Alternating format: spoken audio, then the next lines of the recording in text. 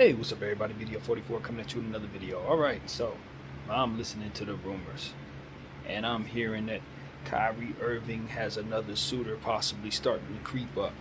Now, I thought that this could be a possibility, to be honest with you, because I look at the Miami Heat and I say they were a team that has the role that they could slip Kyrie into if they were to move on from Kyle Lowry. The point guard they were using is Gabe Vincent. They were using Oladipo a little bit in that role. They got the role for Kyle Lowry. For Kyrie Irving, excuse me. Tyler Hero is somebody who's going to be coming up for extension. They're going to have to negotiate with him. He's going to want big money. He's going to want a bigger role. And I just don't know that he's going to get that from the Heat. So it might be time to part ways with him. So I had him in a trade of some sort that ultimately moved KD. I think in a mock that I did a month and a half ago, I think I had Tyler in that going to Brooklyn anyway. So I think the Brooklyn Nets, if they have a chance to trade for Tyler Hero, should try to do that one way or another. I just think it would be a great start for him to be in the Big Apple. That's a player they can probably have no problem re-signing. I think that would be a great spot for him and a great situation for them, player to bring in to pair up with Ben Simmons. I just think that's a great fit. It's a great fit, and you're catching him on the trajectory up. I think it's a no-brainer. I think Brooklyn should definitely try to trade for Tyler Hero. Now, however, Kyrie Irving is going to be a Laker, and I don't think the Miami Heat should be looking to trade for Kyrie Irving based on the fact you're only going to be getting him for a rental. Now, that worked for Toronto. And with the type of talent that Kyrie has, you could argue that given the fact that they're going to probably have to part with Tyler Hero, he would just essentially be coming in and taking Tyler's role. But more so probably because he'd be a starter, I think. But at the end of the day, it's not about that. As I've talked to you guys about recently, it's not about who starts necessarily. It's about the bulk of the energy that you're getting on the floor. How much attention do you get? How many plays are run for you? How many shots you're able to take? How much of an impact do you make with what it is that your skill set is? So I think Kyrie Irving is going to be able to replace Tyler Hero if in fact this is what their plans are. He would be able to replace him and give you that scoring punch that Tyler consistently provided off of the bench. So that's ultimately what you're looking to do there, is just provide a little more scoring, which is what the Miami Heat really needed, because they already had defense on point. Now, they would be letting go of Max Strus, who is somebody I think is going to be up for extension as well. Free agent of some sort, some way, shape, or form. So I think he just read up for a 1-year deal right now. So I don't know if he's eligible to be traded. I'm not sure. I'm getting all my information from Ticket TV as always. You guys go check his channel out for the tea leaf. I'm just carrying it over and adding it to my my chest of things that I'm paying attention to as always. So as is, I'm piggybacking what he's saying, and that's the thing that came across his screen. Was that deal with Max Strus, a first-round pick, a second-round pick, Tyler Hero's expiring contract, and Kyle Lowry's outstandingly expensive contract, 2 years at $30-something million. The only reason why I even know that is because that was also part of that mock trade that I had going on initially when we found out KD was moving.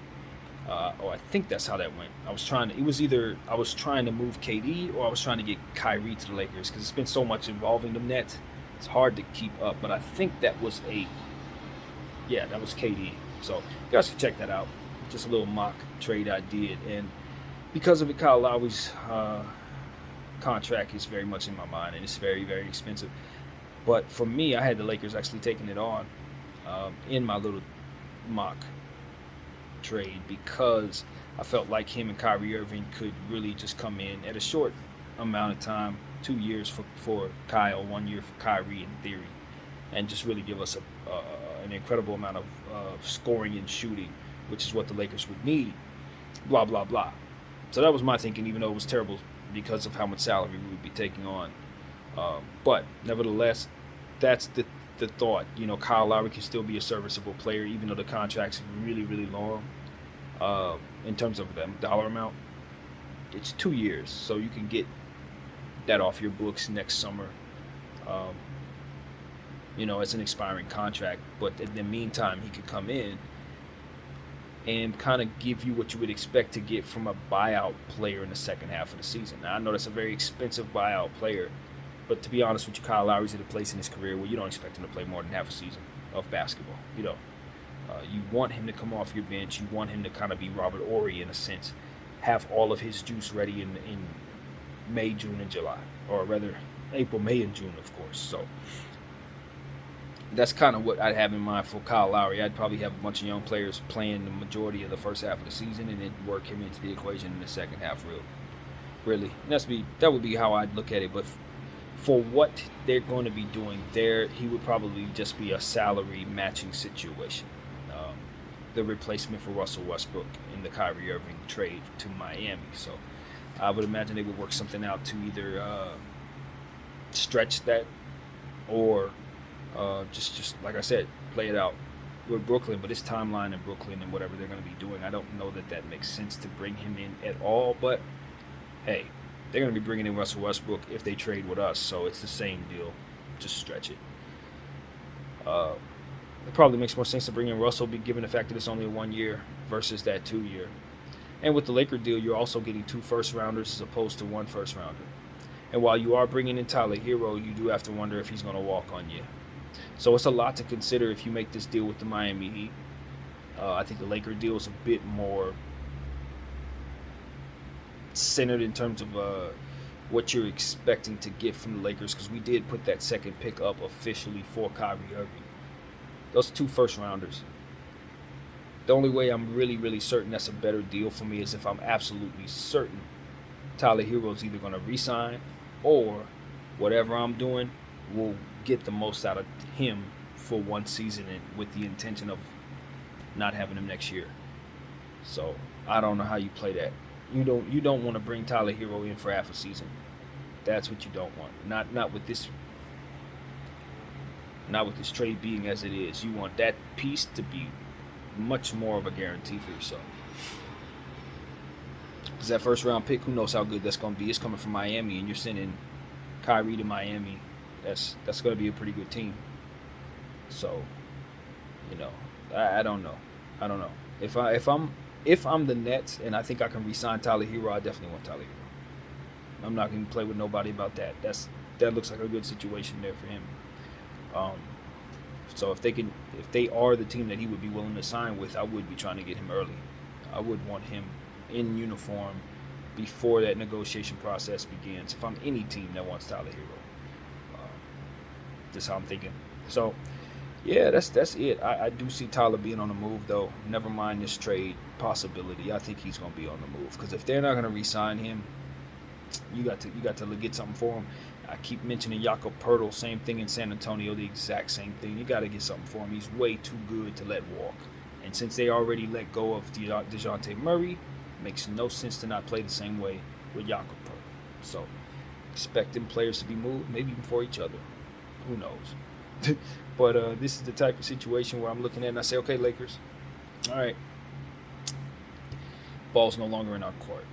This was the risk that we ran, and I said this in a video I made about 2 months ago. This is the risk that we ran when we don't put everything we have on the table for the piece that we really want. When you play hardball or do the leverage thing, this is what is one of the scenarios that could take place. The overall market could shift, and what you were trying to refuse to pay will now be fair price. Didn't see it coming. Now, if you would have paid that price back then, you would have got it at best price. Given the fact the market is now what it is, elevated price from here. So that's what we were talking about yesterday, you guys. Very much concerned that the Lakers are going to get outbid for Kyrie Irving at this point if a team decides they want to do this. Because quite frankly, Tyler Hero is more attractive than anything we're about to give up. And that's just about as real as it gets. That first round, them 2 first-round picks, they're not going to see those picks for a very long time. It's 27 and 29, so the Nets would much rather probably have something that can help them sooner. Even though if I were them, I wouldn't. But I think they do, and Tyler Hero probably fits more so of what they're on par for. So we got to be very careful, man. At this point, I don't know what we're going to do. If we can't get Kyrie Irving, I don't think we're a championship team. We can do a deal with Indy, but it's not going to make us good enough unless Rob has another move that I don't see coming in his hat So this is tough, man. If we miss out on Kyrie Irving, I'm worried about Rob. I don't blame him for that because I'm paying very close attention to everything that's happening. But I just think the fallout will be that he failed to get Kyrie. And the only choice he would have had would be to have thrown in them 2 picks when it really didn't make sense to throw in those two picks to all of us. You know, that's the truth of the matter. It didn't make sense to throw in them 2 picks. So I'm not going to ever blame him for not, up until this point, for which it now makes sense to do so. So I am very, very, very concerned that Rob Pelinka is going to take the fall for just not being able to acquire Kyrie Irving. Never mind that we weren't throwing in enough stuff that somebody just outbids us. I don't know how Kyrie feels about going to Miami. I haven't even thought about where his focus is. I think he would probably be happy to go to Miami if they were willing to give him a contract. You know what I mean? No, it's like this, man. I don't pretend to know what's in people's minds or what situations are going on behind the scenes. But if I'm 31 years old, I just want a couple years in this league, man. I just want guarantees. That's it. Everything else is cool, whatever. We can talk about location, but if you're Kyrie Irving and your name has gone through what it's gone through and these people are trying to basically kick you out the league, you just need some type of guarantee so that you can continue to play basketball. And so if Miami's going to give him that, if the Lakers are going to give him that, if the Nets were willing, whoever should be willing should be okay if I'm him. That's just where we're at. I don't believe he's in a position to say, I don't want to play for them. I don't. I really don't. I don't think that's where we are right now. I think we're in a space where if Kyrie is acquired, he should just suit up and be happy to play there or prepare to retire. I think those are the 2 options there. Because he has too many enemies to do anything else. He just has too many enemies. Mad ones, really, really mad ones. So it is what it is, man. You don't have any here, though. We're happy to bring him in, and we'll take on all those enemies. We're going to win, too. That's how I look at it. So, whatever. But, you know, I don't think he has any enemies in Miami either. You know, that's the thing. Pat Riley obviously respects his talent just like we do. I think those guys, Jimmy Butler and those guys, they respect his talent. They know what he's about. They know what he's going to bring to the table, and they think they can win with him. And I don't blame them. If I were a Heat fan, I would be like, this is the move. This is the move. Because we can't keep Tyler Hero. We don't have any business keeping that Kyle Lowry contract no more than the Lakers have keeping the Westbrook contract.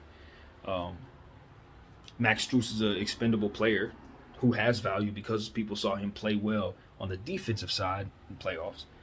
Although he couldn't shoot very well, you don't care because he was doing so much defensively. That's where you want him to make his money. So these are the type of things where it's like, I look at Max Strus as a player who can improve from here, especially if his shot improves. It's a piece, you know, it's a piece that you would like to bring in, a good role player in a league where you need depth. So he's going to hold value. It's a good deal, man. I hate to say it was a great deal. The 2nd round pick is why you may look back at the Lakers and say, okay, well, that's a better deal because you can get 2 firsts versus that second. But it's up to Miami. All they have to do is up the ante. Just up it to 2 and they get us right out of the paint. So it is what it is, man. These are the type of things these are the risks that you run when you hold out and don't go all in. This is the truth. It doesn't have to always play this way, though. And a lot of times you spin the wheel, it won't play this way. The market ain't going to shift like this over 2 months, 2-month period. That's not going to happen very often. And it's hard to determine that thing taking place. You don't see that coming. So, yeah, man. I don't know, man. I think our team is in a little trouble, I guess. I don't think that the Lakers should necessarily change course, though. I think they've made the adjustment that they needed to make. We put the 2nd pick on the table. That's all we need to do. That's all we can do. That's what we can control. And so that's all you really do anything about. You don't worry about trying to up the ante and throw in things that are going to ultimately make it so that you're not good enough to win because you still focus on what it is you're doing. In other words, if we can't bring Kyrie Irving into a team that's going to help us win a championship, then we're defeating the purpose. You know what I mean? If we're going to deplete ourselves of everything that's going to help us be good enough to win, we've lost. We've lost already. So we got to maintain our course. We got to make sure that what we're doing makes us better than what we are right now. Period. So if it can't do that, don't do it. And I think also that it's extremely important that the Lakers don't react to this pressure by making a different move that gives up pieces, which I totally don't see too many organizations actually doing in a situation like this. But every once in a while, you'll find one or two that just will just like throw all the papers in the air type of thing and just do something brash and silly right now just because of the pressure. I don't think the Lakers are going to do that. I don't think they can afford to do that. But that looks like, in my eyes, making the deal with the Pacers right now. Just saying F Kyrie's situation and doing a deal with the Pacers because of this information. I personally think a good portion of the league want us to do something like that. I do believe that. I think a good portion of the NBA would much rather the Lakers walk out of this situation without Kyrie Irving and without those two picks. I think that would be a big win for our enemies.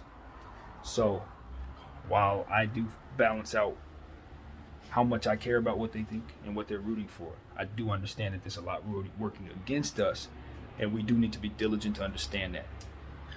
For example, information like this is probably only released, and I mean only released, to put pressure on the Lakers to up the ante from the two picks to something else higher, which is what they're going to do anyway.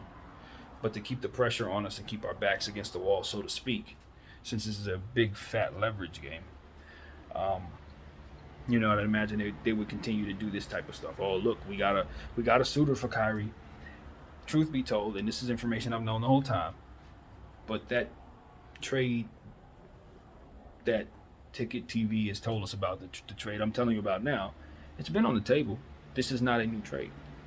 It's just still on the table, and that's something we need to be aware of. So that's the information there, and I personally am not thinking too much into it from there. I think Kyrie Irving still has his eyes on getting the 5 years, but if not the 5 years, then the Lakers is where it's at. So if Miami's going to get him and they ain't going to give him them 5 years, or they ain't going to give him whatever he would agree to in terms of a deal, I would imagine he's going to tell them he wants to go play for the Lakers. And that's also something that I think is going to be a risk that you run if you trade for him. But if I'm Pat Riley, I already had that worked into my equation to a degree, and I already think that there's a chance that I'm probably going to have to trade him to the Lakers anyway. What I think, though, is that I can probably get a better deal for him than the Nets are going to get for him, and a better deal for him than I'm going to get for him from the Nets. So if I'm Pat Riley, that's how I'm playing it. That's why I'm taking him. He's not going to stay with Miami necessarily. He's just going to make a detour here, and we're going to get a better deal than they're going to be able to get. So I don't know if you want to play it that way. To be honest with you, the logic doesn't really make sense to me. I think you kind of dilute your assets when you do stuff like that. You really run the risk of having his value come down, not go up when you do that. But nevertheless, that is a strategy that I've seen before. It's weird though, but whatever. Either way, so there are a lot of different ways this can be played, and I think ultimately it's up to the owner that acquires Kyrie Irving if they're going to keep him. It's up to you guys. You know you got him for 1 year, but whether or not the trade is going to make sense to a trade for him is going to be determined by what your plans are for the player, I think. Because if you're not bringing him in to win a championship right now, and you're not planning on bringing him in to do multiple years, then I kind of think you're just wasting his time and your own. So that's how I look at the situation. He's a win now piece, and we got the role for him. So I think if we're doing what makes sense and people are not just being, spiteful toward one another, then they will send him to the best possible fit and get the best possible return. That should be the only goal. So I don't know. I think, guys, like I said, Kyrie has enemies that are angry. So they know he wants certain things, and it stands to reason why they would try to keep him from getting those things. So the Lakers need to be very aware of that as they negotiate. So that is pretty much what I got, man. That is what I got. Hopefully the Lakers can make a move. I think it's very important to state that Willie Cauley-Stein signed a 1-year deal with the Houston Rockets. Why is that important to state? Because it's a move. Because it's a move. Because something happened. And my friends, though it is a very slight move that doesn't move the needle whatsoever, the truth is it does. It moves the needle enough to shake the leaves in just a way to where another move will beget from that move. I promise you, it will. It always does. This is how it goes when a stalemate happens. All you need is something slight to take place to shake the leaves up enough to make people say, okay, now I can do this. Why? Willie Cauley-Stein's acquisition, in theory, this is just in theory, what it does in my mind is now you brought a center to the Rockets. So what does that mean? They reevaluate the team. Now they look at their team and they look at all the centers on their team and they see which ones make sense. Everybody that fits on Willie's team, who can fit with Willie, you look at that. The players that don't fit with Willie, you can look at that. Now you're not zeroing in on Willie as if he's the focal point. But what I'm saying is that's what his acquisition does. It makes it so that now you reevaluate what it is that you have and see it differently. You weren't worried about whether players can play with Willie Cauley-Stein before you had him, but now, of course, that he's here, you need to evaluate these things accordingly. So now, look, for example, that player over there, random guy on the Rockets, doesn't fit with Willie, or he plays the same position as Willie. Maybe he's a third or fourth string. Don't need him no more, though, because now Willie's in place. So guess what? Now he's going to be a piece that you're looking to move. His contract. This is why it can be significant, because his contract might be the small piece that will get you over the hump with a trade that will allow a big piece to move. That's how real that is. That's exactly how the dominoes can fall, or literally do fall in the NBA. That's exactly how it works. So now, even if the players who are being evaluated aren't significant, they can be shifted in the cap in such a way to where it's like, all right, we evaluated this guy, that domino affects to that evaluation of that guy, the domino affects to that evaluation of that guy. We want to trade with this team, but this team's evaluating this guy, but he's not on the table no more. Why? Because we need to change the price, because this guy, Willie Cauley-Stein, is now on the team, so I value that guy a little more than I did before. So now it's going to take a second round pick to get him instead of cash considerations. You see what I'm saying? All of these things come together, and what they do is shake up in such a way that now allows you to make a move that may make it so that you can make the big move. So that's what I've been waiting for. Something, anything that can make it so that teams have to look at the canvas differently. Now, I look at the Rockets on my list of teams as a team that just acquired a center. And because of it, I know they don't need one. Or they may have one available. Or something of that nature. You see what I'm saying?